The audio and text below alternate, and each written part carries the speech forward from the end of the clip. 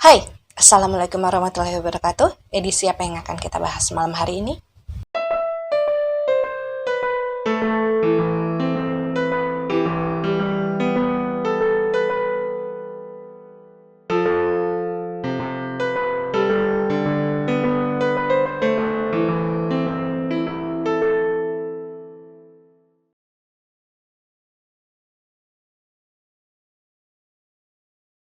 Dan disinilah titik dimana pada akhirnya saya ini miss ya untuk mendapatkan beberapa informasi akurat dari residual memorinya si Swasti, meskipun pada akhirnya dibenarkan ya dalam residual memorinya si Rudi yang tertarik, yang terpanggil melalui ceritanya si Swasti. Karena sejak awal saya memosting ceritanya si Swasti, saya kan selalu bilang bahwasanya sosok laki-laki yang merupakan teman kecilnya si Agus pada saat itu namanya Tono ya. Dan ternyata nama dari teman masa kecilnya si Agus itu adalah Rudi.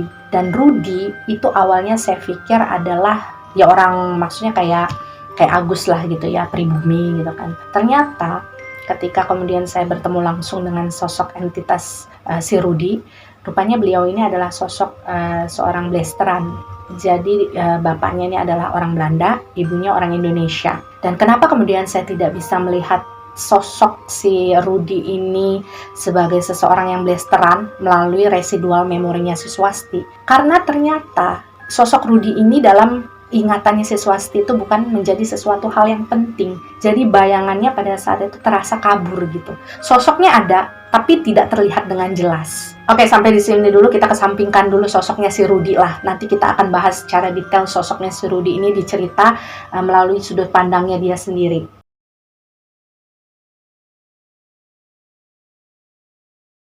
Dan kita kembali lagi ke ceritanya si Swasti ya. Pada saat itu meskipun si Swasti ini memang belum pernah bertemu secara langsung dengan sosok si Rudi ini, si Agus ini sudah sering lah menceritakan sosok Rudi kepada si Swasti. Jadi dari cerita-cerita yang dijabarkan oleh si Agus kan pada saat itu dia menggambarkan bagaimana sosok si Rudi yang kurang lebih istilahnya gini loh, Rudi ini high quality jomblo lah kalau menurut si Agus. Sampai si Agus ini bilang, untung aja kamu udah saya lamar, kalau enggak bisa-bisa si Rudi tuh naksir sama kamu. Maksudnya bercanda ya, si Agus ini memang terlihat sekali dari cara dia bicara. Kalau misalkan dia menceritakan sosok si Agus kepada siapapun ya, bukan hanya kepada si Swasti, dia tuh kayak benar-benar banyak berhutang budi kepada si Rudi. Kayak merasa segan gitu, kayak merasa sangat menghormati sosok si Rudi. Dan nanti ketika kalian menonton ceritanya si Rudi, kalian akan tahu apa alasannya si Agus ini begitu berhutang budi kepada sosok Rudi. Dan dari ceritanya si Agus itulah si Swasti ini akhirnya tahu bahwa si Rudi ini ternyata adalah anak orang kaya gitu. Kemudian dia ini juga merupakan anak blasteran, ayahnya Belanda, ibunya adalah orang Indonesia. Dan pada saat itu dia ini membuka sebuah toko besar di kampung mereka.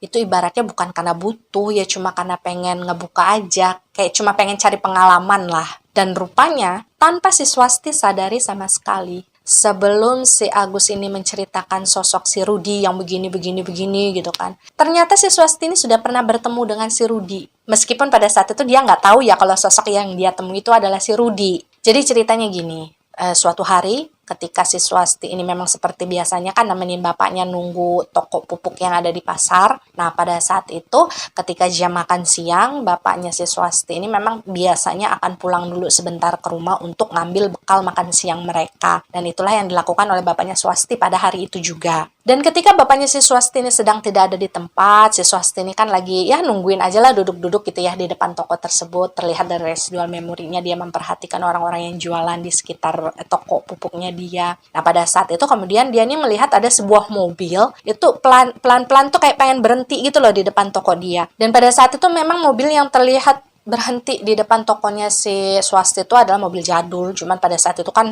ya mobil begitu tergolongnya mobil bagus. Jadi ketika kemudian ada pria yang turun dari mobil tersebut, jadi kalau kata Swasti ada dua nih, ada dua orang pria yang kemudian keluar dari mobil tersebut. Yang satu perawakannya agak tambun pendek ya. Nah sementara yang satunya lagi yang mengikuti dari belakang itu perawakannya tinggi dan penampilannya jauh lebih rapi dari pria yang tambun tadi. Tapi kemudian yang mendekat ke arah etalas toko gitu untuk menemui si Swasti untuk menanyakan produk yang pengen mereka beli, itu adalah pria yang tambun tadi. Sementara pria yang penampilan rapi itu lebih memilih untuk duduk di salah satu kursi yang memang disediakan di depan toko. Dan kata Swasti pada saat itu sosok pria tambun yang kemudian menghampiri dia gitu, itu mempertanyakan salah satu produk pupuk yang mereknya kebetulan si Swasti ini belum pernah dengar. Jadi dia belum pernah tahu di mana bapaknya meletakkan produk tersebut, pupuk itu ya, apakah pupuknya ada atau tidak gitu. Jadi si Swasti ini kayak bertanya-tanya dalam hati, ini kayaknya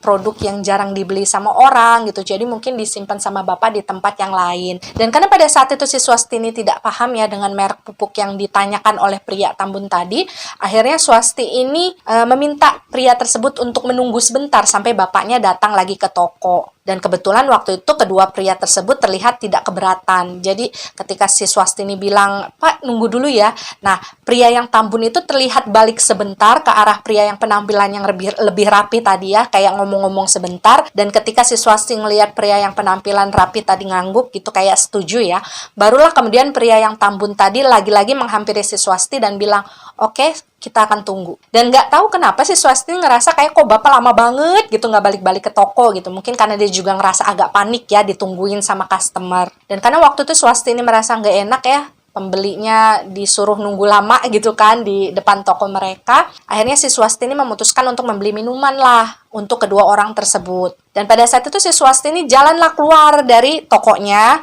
kemudian menghampiri kedua pria tadi yang duduk di kursi yang ada di depan teras toko tersebut. Waktu itu si Swasti nanya, "Pak, maaf mau minum apa? Nggak apa-apa biar saya beliin di warung sambil nunggu Bapak." Dan ketika kemudian si Swasti ini berdiri persis di depan kedua orang pria tadi, di sana saya melihat bagaimana sosok Rudy itu memperhatikan si Swasti kayak terpesona gitu ya, kayak nggak ngedip gitu, jadi kayak ngeliatin aja. Karena sebelumnya si Rudy ini kan nggak ngeh gitu kalau si Swasti itu secantik itu. Karena ketika dia tadi turun dari mobil, dia kan nggak langsung ngeliat ke arah toko kan, dia langsung duduk di kursi tersebut sambil nunggu. Dan barulah ketika si Swasti keluar dari dalam tokonya menawarkan mereka minum, di sanalah mungkin si Rudy bisa melihat sosok si Swasti dengan jelas. Dan perlu digarisbawahi di sini, momen ini, momen ini ketika si Swasti menawarkan minuman kepada si Rudy dan salah satu orang kepercayaannya si Rudy pada saat itu, ini saya temukan di dalam residual memorinya Rudy. Jadi bukan dari residual memorinya si Swasti. Lalu kenapa residual memorinya si Rudy saya campurkan ke dalam ceritanya si Swasti? Karena saya merasa ada keterkaitan di sana. Jadi kalian nanti jangan bingung ya, kenapa tiba-tiba dalam ceritanya si Swasti, saya ini sudah bisa melihat sosoknya si Rudy sebagai pria yang blasteran dan lain sebagai macamnya dan lain sebagai macamnya. Karena memang kan sejak awal saya menjelaskan bahwa saya tidak bisa melihat sosok si Rudy ini dengan jelas dalam residual memorinya si Swasti. Ya karena itu tadi, saya mencampurkan cerita atau puzzle-puzzle yang berasal dari residual energinya si Rudy ke dalam cerita ini. Jadi pokoknya kalian tahu beres aja, tahu cerita itu udah jadi utuh aja gitu lah ya, nggak usah bingung-bingung. Dan mungkin pada saat itu si Swasti ini sama sekali tidak menyadari bahwa ada seorang pria yang pada saat itu duduk di depannya, menatapnya tanpa berkedip. Dia terpesona pada pandangan pertama, dan waktu itu si Swasti hanya mendengar si pria tambun tadi meminta teh botol gitu ya, teh yang berada di dalam botol, dan si Swasti ini akhirnya lari lah, dia nyebrang ke jalan kecil yang ada di depan tokonya. Di sana ada warung yang menjual minuman-minuman botol, minuman-minuman kemasan gitu, dan akhirnya dibelilah sama Swasti 2 botol dan diberikan kepada 2 tamu tersebut. Dan Swasti bilang pada saat itu dia benar-benar nggak enak sama sekali, karena apa ya, ya dia juga sebenarnya nggak nyangka ya kedua pria itu bisa nungguin bapaknya lumayan lama gitu dengan sabar gitu, bahkan mereka tuh kelihatan santai aja gitu sambil ngobrol satu sama lain gitu kan. Walaupun pada saat itu si Swasti memang mengaku salah satu dari pria tersebut yang pada saat itu posisi duduknya langsung berhadapan ke arah toko itu sesekali ngelirik ke arah dia, kemudian kalau misalkan kepergok sama si Swasti lagi ngeliatin dia gitu ya, pria tersebut itu kayak senyum gitu aja. Cuma pada saat itu si Swasti kan gak mikir apa-apa ya, cuma kayak oh berarti orangnya sopan gitu, orangnya ramah, itu doang yang ada di dalam pikiran si Swasti. Hingga ketika pada akhirnya minuman para tamunya itu sudah hampir habis, itu kata si Swasti, akhirnya dia ngeliat bapaknya tuh balik lagi ke toko sambil naik sepeda ontel gitu. Dan di sana akhirnya si Swasti ini membiarkanlah bapaknya mengambil alih Dan ketika bapaknya datang pada saat itu si Swasti ini memperhatikanlah dari belakang sana kan, bagaimana kemudian bapaknya dan pria yang bertubuh tambun tadi bertransaksi beberapa karung pupuk dengan merek yang ternyata merupakan merek paling bagus yang pernah dijual oleh bapaknya Swasti di toko tersebut. Jadi setelah selesai membeli, setelah selesai membayar, bapaknya Swasti juga membantu pupuk-pupuk tersebut dimasukkan ke dalam mobil kan, dan kemudian tamu-tamu itu juga pergi, mobilnya pergi. Di sanalah si Swasti ini kemudian bertanya kepada bapaknya, "Pak, itu merek pupuk apa sih? Swasti kok nggak pernah dengar?" Nah, dijelaskan oleh bapaknya si Swasti bahwa itu memang merek pupuk yang lumayan mahal harganya dan hampir jarang ada yang beli. Ibaratnya gini, orang-orang yang membeli pupuk tersebut bisa dibilang hanya kolektor-kolektor tanaman tertentu lah yang sangat amat menyayangi tanamannya gitu, sangat amat memang pengen merawat tanamannya. Ya karena harganya mahal itu tadi. Itulah kenapa si bapaknya Swasti ini meletakkan pupuk-pupuk tersebut di tempat yang berbeda dari tempat biasanya dia meletakkan pupuk-pupuk yang biasa dibeli oleh orang kebanyakan. Makanya pada saat itu si Swasti kan karena mungkin ngerasa nggak pernah dengar gitu ya, kebetulan dia juga nggak pernah melayani orang-orang yang mencari merek pupuk itu sebelumnya. Jadi ketika pria tambun tadi bertanya sama dia, ya dia sama sekali pelangap-longo. Dan itulah pertemuan si Swasti dengan sosok bernama Rudi. Dan pada saat itu si Swasti ini sama sekali tidak pernah menyangka kalau orang tersebutlah yang bernama Rudi. Lalu bagaimana akhirnya si Swasti tahu kalau orang itu adalah Rudi? Jadi sekitar 3 bulan kemudian setelah si Agus ini bekerja di toko serba ada miliknya si Rudi itu, Agus ini mengajak Swasti untuk datang ke rumahnya si Rudi. Jadi pada saat itu si Agus ini bercerita bahwa semenjak si Rudi ini memiliki toko ya di kampung tersebut, setiap bulannya si Rudi ini seperti mengadakan acara doa-doa bersama lah gitu ya. Kayak acara syukuran yang mengundang warga-warga sekitar sekedar bagi-bagiin sembako gitu, bagi-bagiin amplop. Dan memang selama ini ketika bulan pertama pun semua karyawan itu memang diundang sebenarnya untuk datang ke sana. Cuma 2 bulan sebelumnya si Agus ini selalu datang sendirian, dia nggak pernah ngajak si Swasti karena kan pikirnya ya udahlah nggak penting juga mungkin yang ngajak si Swasti. Nah di bulan ketiga itu nggak tahu kenapa tiba-tiba aja si Agus ini pengen ngajak si Swasti. Si Agus ini bilang, "Saya pengen ngenalin kamu sama si Rudi." Karena bagaimanapun kan Agus menilai ya si Swasti ini setidaknya harus tahu lah, harus kenal si Rudi itu siapa. Waktu itu dalam residual memorinya si Swasti ya, Swasti itu cantik banget waktu dia datang bersama si Agus ke rumahnya si Rudi. Jadi dia memakai baju kayak dress gitu, dress chiffon warnanya off-white, lengannya panjang. Kemudian dia pakai belt warna hitam kayak dibuat dari kulit gitu beltnya, kecil, itu dia lingkarkan di pinggangnya. Simple sebenarnya, cuman kelihatan cantik si Swasti memakai baju tersebut. Dan ketika baru aja masuk gitu ke dalam rumah itu, mereka kan awalnya duduk di luar ya, karena memang semua tamu undangan itu duduknya di luar yang datangnya telat. Dan kebetulan memang pada saat itu si Swasti dan si Agus ini termasuk dalam golongan yang telat tadi. Dan ketika doa-doa sedang dipanjatkan gitu ya, acara sedang dimulai, si Swasti ini nggak sengaja ngeliat ke arah bagian pintu utama rumah tersebut yang jaraknya agak lumayan jauh ya, karena halamannya agak lebar. Dia melihat ada sosok laki-laki yang dia merasa dia pernah bertemu dengan dia sebelumnya. Itu ada di balik pintu tadi keluar gitu ya, sambil bawa sebuah kardus yang isinya makanan, yang kemudian dia ambil satu-satu makanan tersebut dari dalam kardus tadi dan dibagi ini sama pria itu ke anak-anak yang waktu itu duduknya di barisan paling depan dekat pintu utama. Dan pada saat itu si Swasti bilang dia masih sama sekali nggak kepikiran kalau itu adalah Rudi. Dia ingat kalau dia pernah bertemu dengan pria itu waktu pria itu beli pupuk di toko dia kan. Cuma dia nggak ngeh sama sekali, dia nggak pernah membayangkan bahwasannya itu adalah Rudi. Waktu itu pemikirannya si Swasti itu kayak sekedar, oh mungkin dia juga diundang di acara ini. Dan mungkin dia juga kenal kali sama bosnya si Agus yaitu si Rudi. Jadi dia bisa masuk ke rumah tersebut dan ngebantuin bagi-bagiin makanan. Dan ketika acara tersebut sudah selesai dilaksanakan, udah masuk ke dalam acara pembagian amplop-amplop gitu loh. Maksudnya kayak tamu-tamu salaman gitu sama si Rudi gitu kan. Nah pada saat itulah ketika barisan tersebut selesai, si Agus dan beberapa karyawannya pada akhirnya ngumpul kan di dekat si Rudi. Di sanalah akhirnya si Swasti tahu bahwasanya itu adalah Rudi. Karena pada saat itu si Agus bilang gini, "Dek, kenalin, ini bos saya. Ini yang namanya Pak Rudi." Dan waktu itu si Swasti kaget dong, kayak, loh, oh berarti dia ini Pak Rudi gitu. Dan ekspresi yang sama juga ditunjukkan oleh si Rudy sebenarnya kalau menurut si Swasti. Jadi si Rudy ini kayak kaget juga ketika tahu bahwa calon istrinya si Agus adalah si Swasti. Dan memang setelah selesai diperkenalkan dan berkenalan tersebut, tidak terjadi komunikasi apapun lagi antara Swasti dan juga si Rudy. Jadi si Rudy ini udah repot lah dengan tamu-tamunya yang ada di sana. Kemudian si Swasti ini ya repot ngekorin si Agus gitu kan kemana-mana gitu, dia ngobrol sama temen-temennya. Jadi sama sekali memang gak ada perasaan apapun di antara si Swasti dan si Rudy menurut mereka pada saat itu. Dan memang setelah si Swasti ini tahu siapa sosok Rudy, gimana mukanya gitu kan, gimana orangnya, secara khusus memang tidak pernah ada kesempatan di mana si Swasti dan si Rudy ini ketemu ngobrol lama gitu. Nggak pernah. Karena Swasti juga berpikir bahwasanya dia nggak ada urusan lah sama si Rudy kan, walaupun si Agus bekerja dengan si Rudy. Cuma memang beberapa kali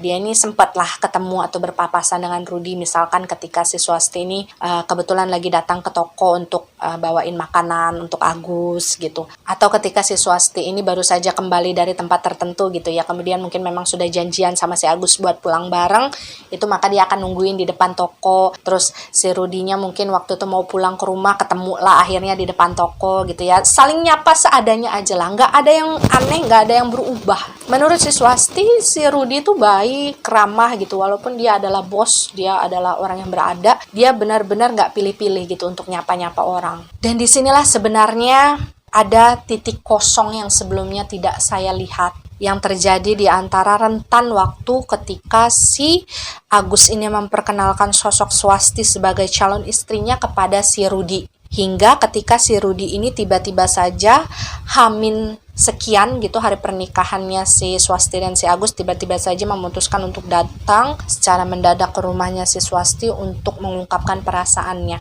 Saya kira awalnya kan di situ titik kosong ya, benar-benar nggak ada kejadian apapun, dan ternyata ketika kemudian residual energinya si Rudy ini ikut terpanggil melalui cerita ini dan saya melihat residual memorinya beliau, di sanalah rupanya saya menemukan potongan puzzle yang sangat cocok jika dipasangkan di ruang kosong tadi. Jadi memang betul-betul ceritanya penuh dengan plot twist yang bahkan membuat saya sebagai sosok yang sejak awal sebenarnya sudah berkomunikasi dengan si Swasti, membaca residual memorinya beliau, itu ikut merasa kaget. Tapi yang mungkin lebih jelasnya nanti kalian akan melihat ya plot twistnya seperti apa di cerita yang khusus akan membahas si Rudy. Karena memang cerita yang sekarang kan khusus membahas bagaimana residual memorinya si Swasti. Jadi bagaimanapun kita harus menghormati bagaimana sudut pandangnya si Swasti terhadap kehidupannya dulu dan tidak mencampur adukannya dengan kehidupannya yang terekam dalam residual memorinya si Rudy. Karena memang banyak sekali yang terjadi di belakang punggungnya Swasti yang tidak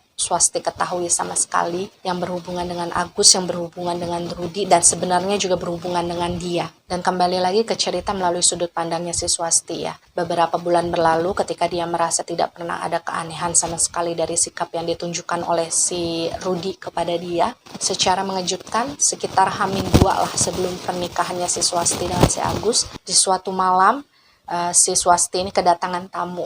Dan ketika dilihat tamunya yang pada saat itu datang ke rumah dia adalah si Rudy. Dan pada saat itu Swasti melihat si Rudy ini datang dengan mobil pribadinya ya, yang memang selama ini selalu dipakai oleh si Rudy bolak-balik ke sana ke sini. Dan ketika melihat kedatangan si Rudy, otomatis si Swasti ini kaget ya, karena dia merasa nggak pernah punya urusan apapun dengan Rudy. Bahkan pada saat itu yang kepikiran sama si Swasti ini gini loh, jangan-jangan si Agus ini ngelakuin kesalahan nih, makanya si Pak Rudy ini sampai datang ke saya, mungkin dia mau ngomongin sesuatu yang berhubungan dengan si Agus. Jadi ketika melihat si Rudy ini datang, akhirnya si Swasti ini dengan sopan gitu kan mempersilahkan si Rudy ini masuklah ke dalam ruang tamunya. Dan kebetulan pada saat itu di ruangan tamu juga ada bapak dan ibunya si Swasti ya, karena mereka juga ikut ngerasa penasaran kenapa tiba-tiba bosnya Agus tuh datang malam-malam ke rumah mereka. Dan dari apa yang saya rasakan, dari apa yang saya lihat ketika si Rudy berada di dalam ruangan tersebut bersama Swasti dan juga bersama kedua orang tuanya si Swasti, itu suasananya memang terasa kikuk. Jadi kayak orang tuanya Swasti yang gak enak mau ngomong sama bosnya si Agus gitu. Swasti juga mungkin ngerasa segan gitu kan ya untuk nanya ada apa. Nah pada saat itu si Rudy ini pada akhirnya bilang lah, dia minta izin kepada orang tuanya si Swasti, Bu, Pak, boleh nggak saya izin untuk bicara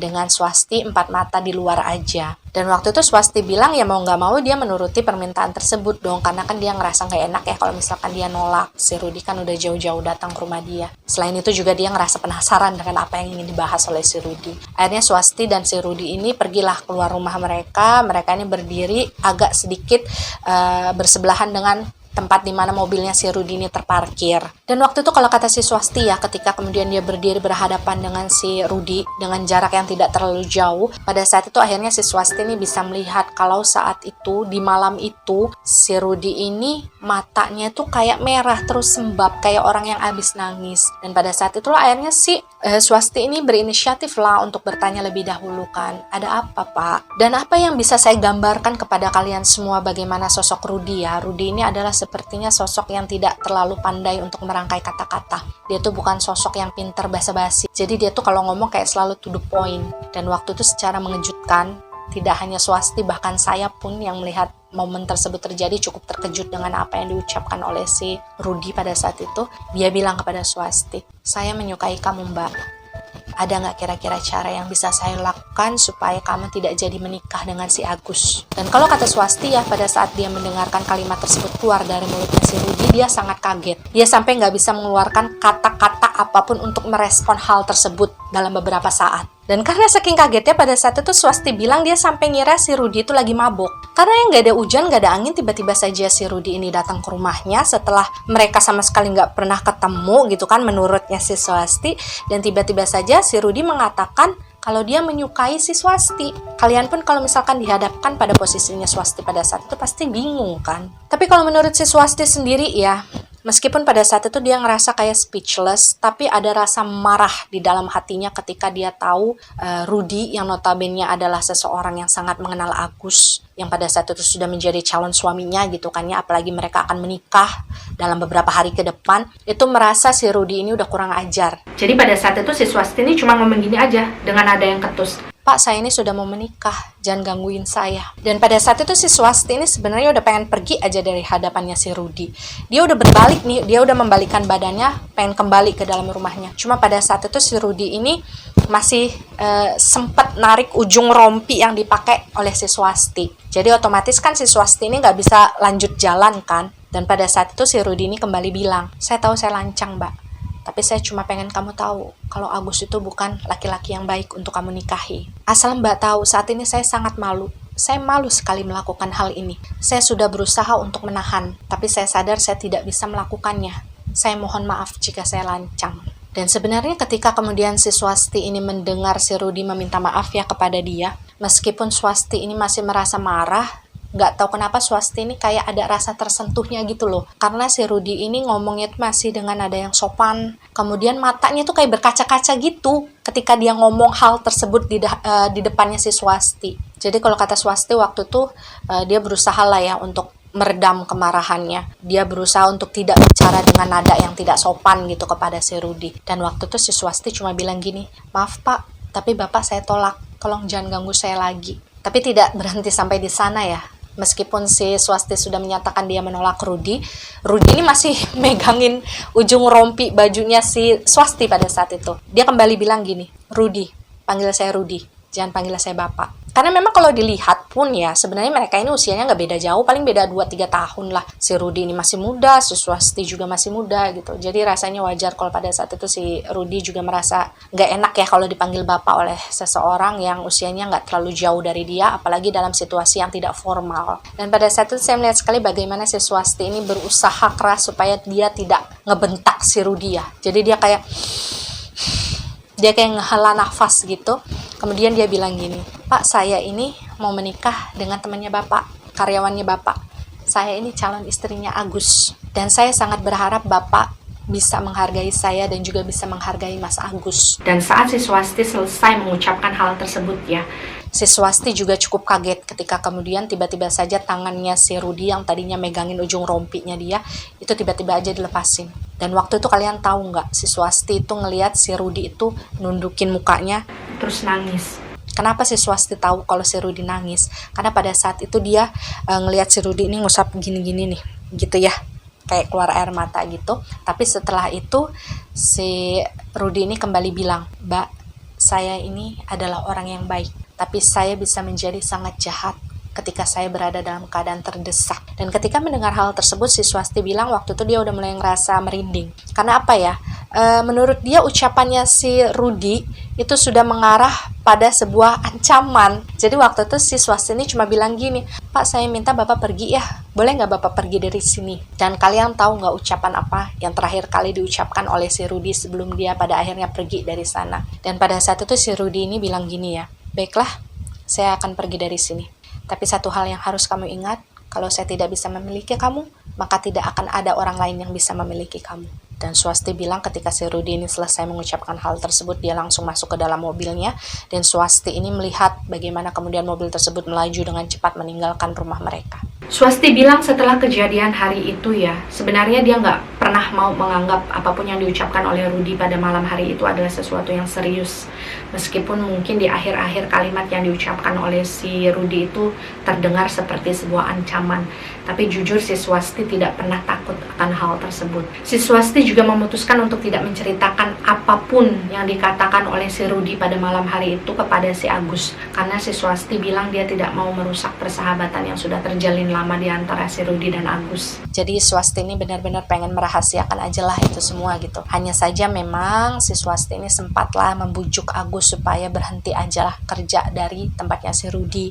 Tapi alasan si Swasti pada saat itu adalah karena si Swasti ini merasa kalau selama si Agus ini bekerja di tokonya si Rudy, si Agus ini selalu pulang malam gitu. Jadi waktunya tuh benar-benar tersita habis di pekerjaannya yang ada di toko tersebut. Dan memang pada sampai ketika hari pernikahan Swasti dan si Agus ini tiba, si Swasti ini tidak pernah lagi mendengar bagaimana cerita tentang dirinya si Rudy ya. Jadi dia nggak pernah lagi merasa diganggu lah dengan sosok si Rudy. Dia benar-benar nggak pernah muncul lagi dalam kehidupannya si Swasti.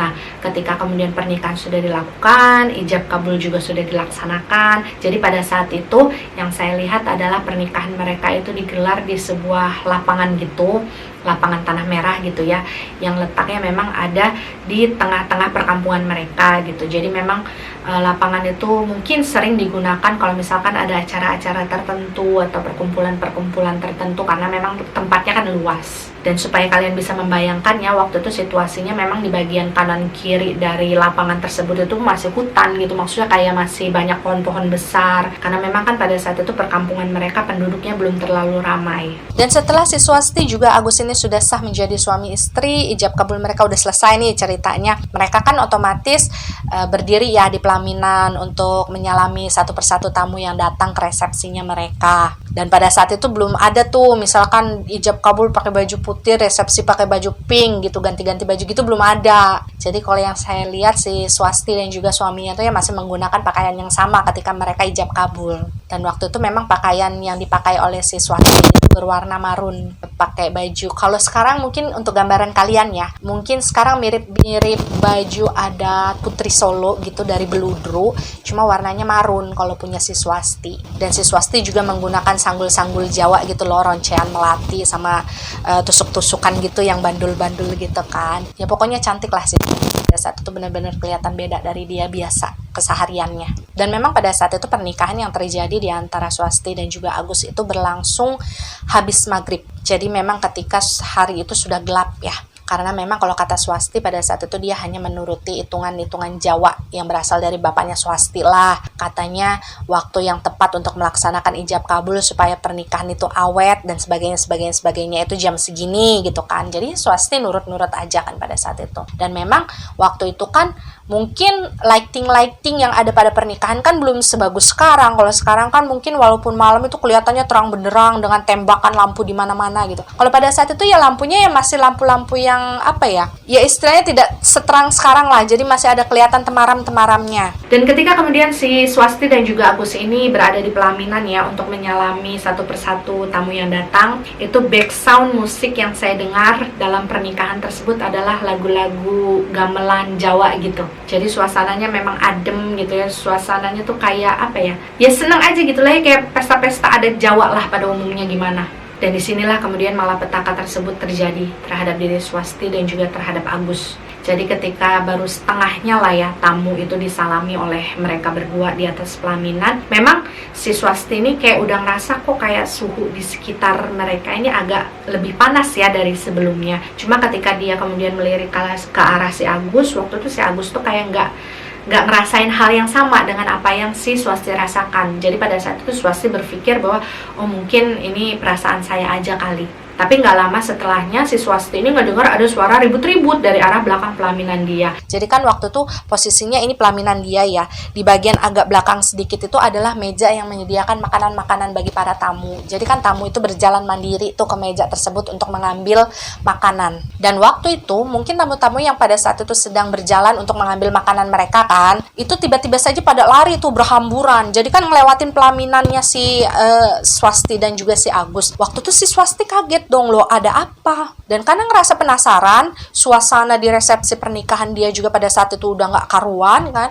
Swasti ini akhirnya nekat lah, dia ngangkat kain yang dia pakai pada saat itu, apalagi dia pakai sepatu yang lumayan tinggi kan, dia turun dari pelaminannya, dia ngelihat ke arah belakang. Dan pada saat itulah si Swasti ini melihat bahwasanya ada kobaran api yang sudah sangat besar, itu menjalar dari arah belakang pelaminan dia, itu sudah hampir mau sampai ke arah pelaminan tersebut. Itulah yang kemudian mungkin menjadi alasan kenapa sebelumnya si Swasti itu ngerasa kok kayak sekitar dia ini panas. Dan mungkin karena memang sekitar mereka waktu itu kan masih banyak pepohonan ya, kemudian untuk pernikahan si Swasti dan juga si Agus pada saat itu dadak ada yang dipotong-potongin gitu pohonnya, jadi kan banyak ngelambruk tuh kayak ranting-ranting kering, pohon-pohon kering yang belum sempat dibersihkan secara sempurna. Dan itulah yang kemudian sepertinya menjadi konduktor bagi si api untuk menjalar sangat cepat. Dan ketika baru saja melihat bahwasanya ada kobaran api yang akan sampai ke arah pelaminan mereka, si Swasti ini kan panik kan, dia baru saja ingin berbalik kembali ke arah pelaminan, maksud hatinya adalah ingin memberitahukan suaminya si Agus pada saat itu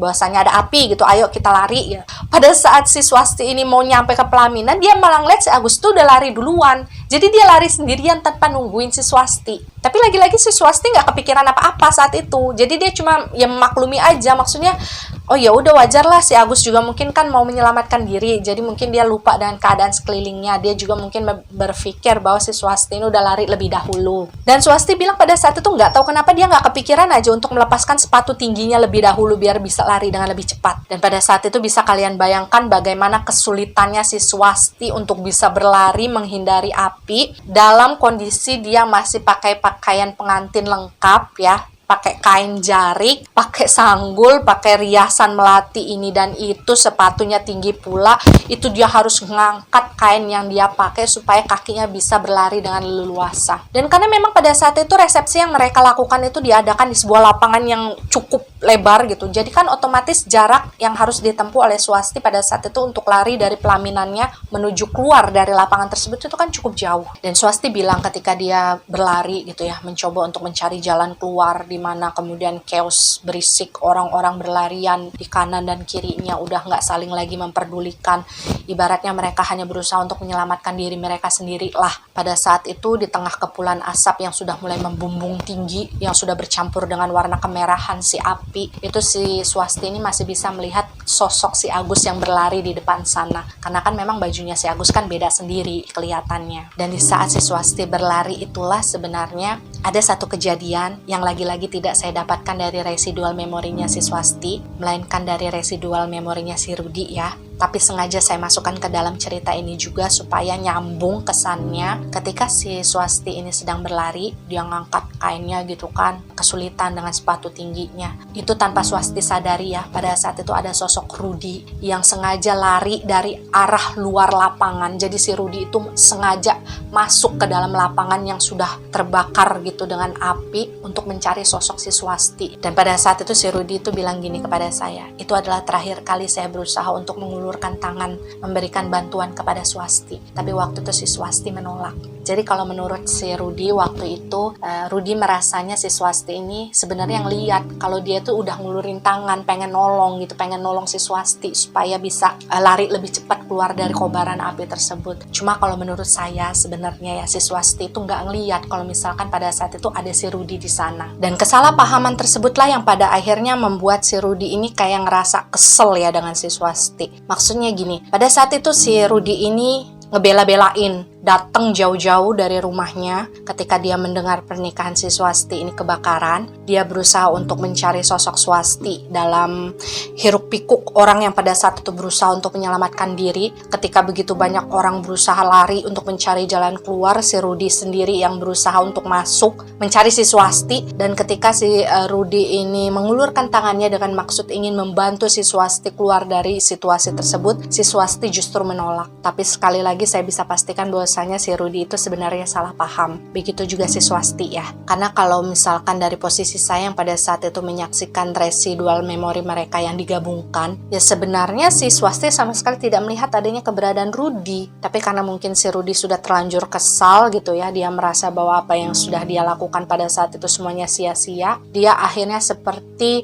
ke-trigger untuk mengingat-ingat lagi semua kebaikan yang sudah pernah dia lakukan terhadap si Agus. Dan kebaikan-kebaikan apa saja yang sebenarnya sudah dia lakukan kepada si Agus demi si Swasti, nanti kalian akan bisa lihat secara detail di ceritanya si Rudy. Dan masuk lagi pada ceritanya si Swasti ya, pada saat itu ketika dia berlari, dia berusaha untuk mengejar langkahnya si Agus, tapi belum sampai ketika dia mengejar si Agus, dia ini menyaksikan dari tempatnya berdiri pada saat itu ada 2 orang laki-laki tinggi besar badannya pada saat itu seperti sengaja menangkap si Agus ya. Yang satu memegangi tangan bagian kanan, satu memegangi tangan bagian kiri, dan yang satunya lagi itu bagian menghantam tengkuknya si Agus sampai kemudian dia terjatuh. Dan ketika melihat si Agus yang pada saat itu sudah menjadi suaminya ditangkap dan dianiaya oleh orang yang tidak mereka kenal, otomatis si Swasti ini kan pasti histeris ya. Tapi ketika si Swasti ini pengen mempercepat langkahnya untuk mencapai di mana suaminya berada pada saat itu dengan tujuan ingin memisahkan, itu si Swasti tiba-tiba juga merasakan bahwa ada orang lain yang waktu itu mencegah langkahnya. Jadi seperti yang terjadi pada diri Agus ya, si Swasti ini juga merasa ada 2 orang yang tidak dia kenal pada saat itu menangkap dia dan sama-sama juga memegangi kedua tangannya. Waktu itu saya melihat bagaimana sosok Swasti ini benar-benar kehilangan kontrol atas emosinya. Karena kalau dari awal selama saya melihat residual memorinya si Swasti, dia ini kan sosok perempuan yang kalem ya, yang tenang gitu dalam berbagai masalah. Tapi di malam itu dia benar-benar pecah emosinya, dia berteriak, dia sumpah serapah, dia ngeluarin berbagai macam kata-kata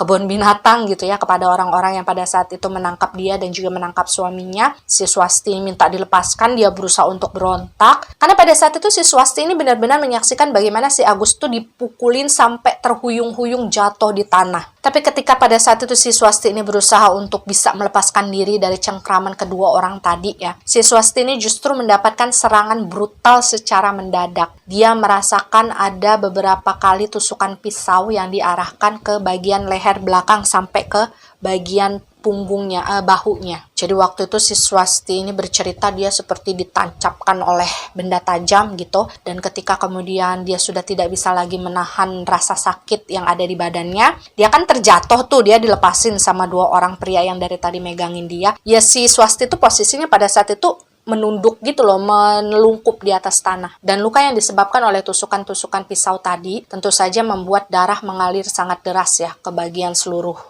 baju yang dipakai oleh si Swasti. Dan karena waktu itu posisinya si Swasti kan menelungkup, otomatis darah yang mengalir itu kan membasahi bagian leher, wajah bagian depannya si Swasti yang waktu itu menempel dengan tanah. Jadi kalian bisa bayangkan waktu itu bagaimana wajahnya Swasti yang ngeluarin air mata, yang ngeluarin ingus gitu ya, yang ngeluarin air liur juga, kemudian bercampur dengan darah yang menempel di tanah, jadi lengket. Dan dalam situasi seperti itu, Swasti bilang dia benar-benar marah. Bagaimana kemudian dia diperlakukan seperti bukan manusia saat dia sedang sekarat, dia ditinggal begitu saja dengan orang-orang yang sebelumnya menangkap dia. Dan dalam kondisi sekarat itu pula dia menyaksikan bagaimana suaminya, yaitu si Agus, dipukulin, ditendang, kemudian dia diseret, dibawa pergi dari tempat tersebut entah kemana. Bahkan sampai detik ini si Swasti juga nggak pernah tahu bagaimana kelanjutan nasib dari suaminya. Apakah dibunuh, apakah diculik, atau bagaimana, Swasti nggak pernah tahu. Dan Swasti bilang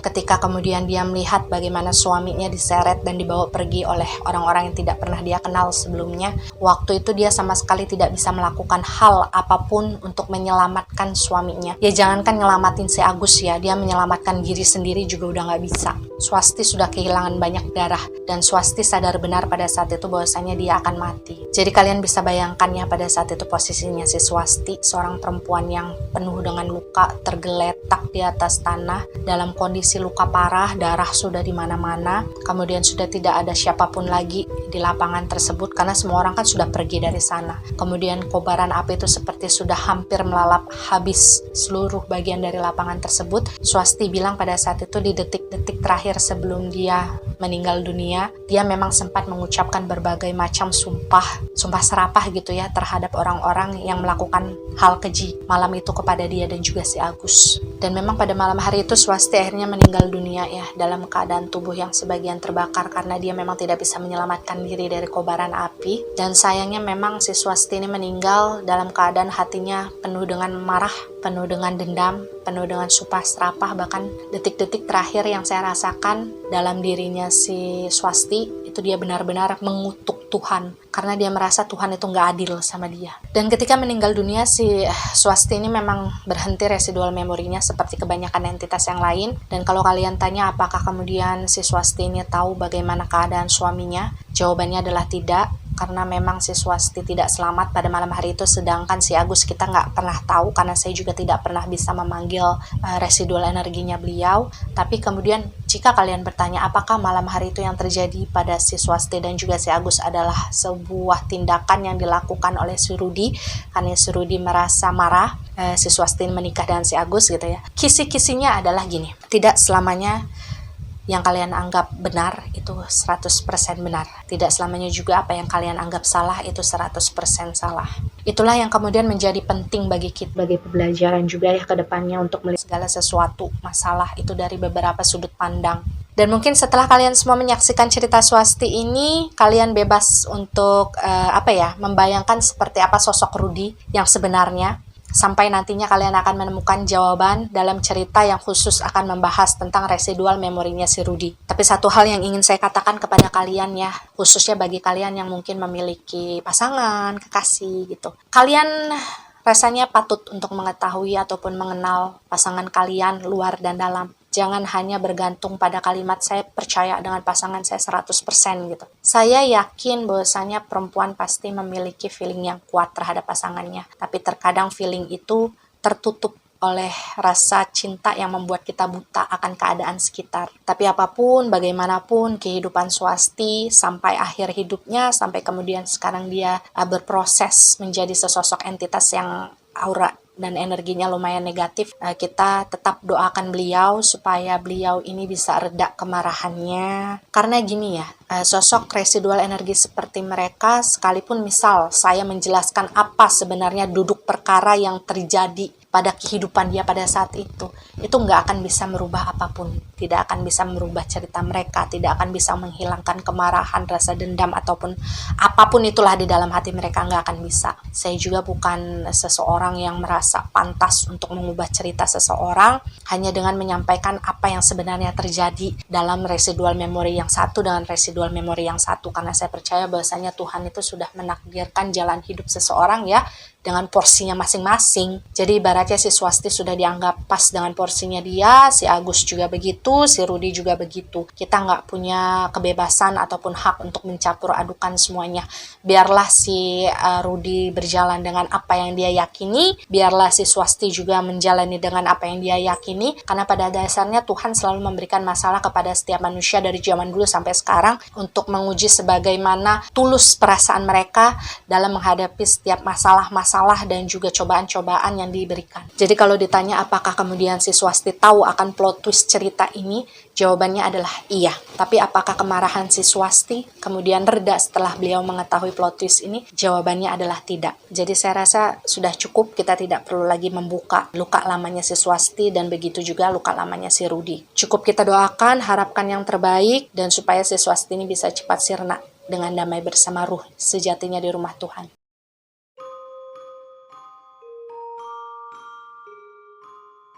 Ya, demikianlah keseluruhan cerita dari sosok entitas bernama Swasti. Setelah Swasti, kita akan sama-sama mendengarkan cerita dari sosok entitas bernama Rudi ya. Dan ya, percaya atau tidak itu adalah hak kalian sebagai penonton setia. Jika kalian percaya dengan cerita ini, maka jadikan cerita ini sebagai pembelajaran. Jika kalian tidak percaya dengan cerita ini, maka cukup jadikan cerita ini sebagai dongeng malam biasa. Terima kasih yang sudah nonton, terima kasih yang sudah subscribe. Jangan lupa di like, di komen, dan di share supaya teman kalian bisa ikut menonton video ini. Sampai jumpa di video berikutnya.